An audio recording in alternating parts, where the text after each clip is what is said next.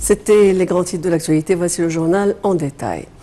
Le président Fattah al-Sisi a appelé le Conseil des députés à se réunir pour discuter du remaniement d'un certain nombre de portefeuilles ministériels dont il a été convenu de modifier après des consultations avec le Premier ministre Dr Mostafa Madbouli.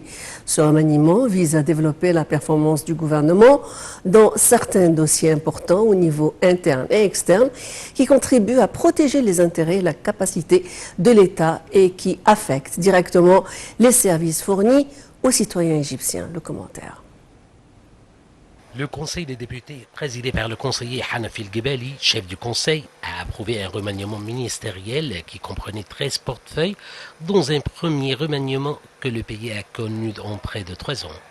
La Chambre des représentants s'était réunie à l'invitation du président Abdel Fattah al-Sisi pour discuter de la modification d'un certain nombre de portefeuilles ministériels.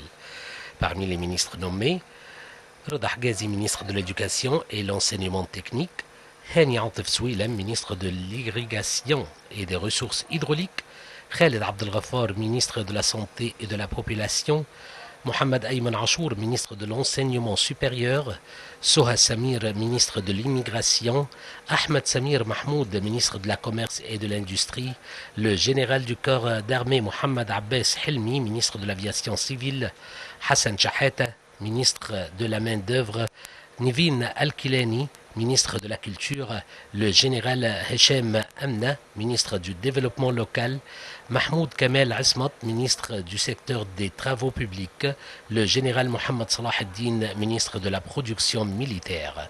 Le président Abdel Fattah al-Sisi avait appelé le Conseil de députés à se réunir pour discuter du remaniement d'un certain nombre de portefeuilles ministériels dont il a été convenu de modifier après des consultations avec le Premier ministre Dr Mostafa Madbouli. Ce remaniement vise à développer la performance du gouvernement dans certains dossiers importants au niveau interne et externe qui contribuent à protéger les intérêts et les capacités de l'État et qui affectent directement les services fournis aux citoyens égyptiens. Le chef de l'État a remercié toutes les dames et messieurs des ministres qui ont accompli leur mission en souhaitant succès à ceux qui sont chargés de les remplacer. Le ministère de l'Intérieur poursuivit cette semaine sa campagne sécuritaire au niveau de la République pour lutter contre toutes sortes de crimes et faire face aux activités illégales et aux hors-la-loi qui menacent l'économie nationale du pays.